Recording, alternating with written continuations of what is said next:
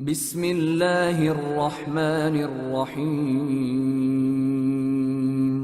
شروع اللہ کا نام لے کر جو بڑا مہربان نہایت رحم والا ہے۔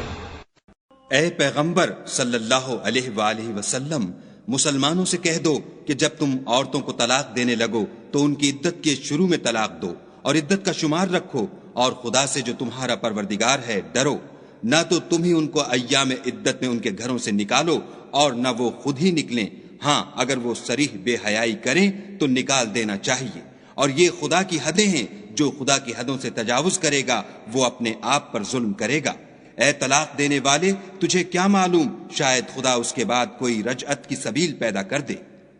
پھر جب وہ اپنی میعاد یعنی انقضاء عدت کے قریب پہنچ جائیں تو یا تو ان کو اچھی طرح سے زوجیت میں رہنے دو یا اچھی طرح سے علیحدہ کر دو، اور اپنے میں سے 2 منصف مردوں کو گواہ کر لو، اور گواہو خدا کے لیے درست گواہی دینا۔ ان باتوں سے اس شخص کو نصیحت کی جاتی ہے جو خدا پر اور روز آخرت پر ایمان رکھتا ہے، اور جو کوئی خدا سے ڈرے گا وہ اس کے لیے رنج و محن سے مخلصی کی صورت پیدا کر دے گا،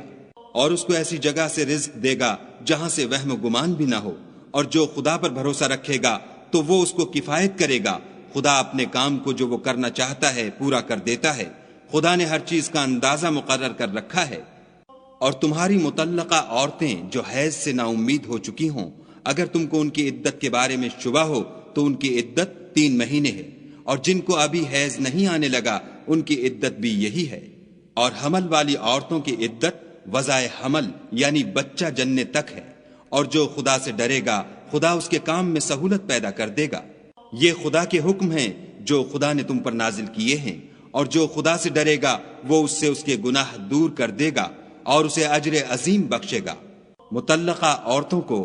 ایام عدت میں اپنے مقدور کے مطابق وہیں رکھو جہاں خود رہتے ہو، اور ان کو تنگ کرنے کے لیے تکلیف نہ دو،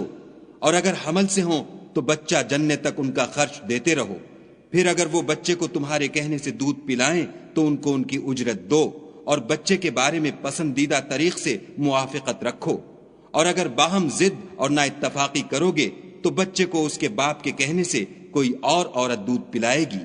صاحب وسعت کو اپنی وسعت کے مطابق خرچ کرنا چاہیے، اور جس کے رزق میں تنگی ہو وہ جتنا خدا نے اس کو دیا ہے اس کے موافق خرچ کرے۔ خدا کسی کو تکلیف نہیں دیتا مگر اسی کے مطابق جو اس کو دیا ہے، اور خدا ان قریب تنگی کے بعد کشائش بخشے گا۔ اور بہت سی بستیوں کے رہنے والوں نے اپنے پروردگار اور اس کے پیغمبروں کے احکام سے سرکشی کی تو ہم نے ان کو سخت حساب میں پکڑ لیا، اور ان پر ایسا عذاب نازل کیا جو نہ دیکھا تھا نہ سنا۔ سو انہوں نے اپنے کاموں کی سزا کا مزہ چکھ لیا، اور ان کا انجام نقصان ہی تو تھا۔ خدا نے ان کے لیے سخت عذاب تیار کر رکھا ہے۔ تو اے ارباب دانش جو ایمان لائے ہو، خدا سے ڈرو۔ خدا نے تمہارے پاس نصیحت کی کتاب بھیجی ہے،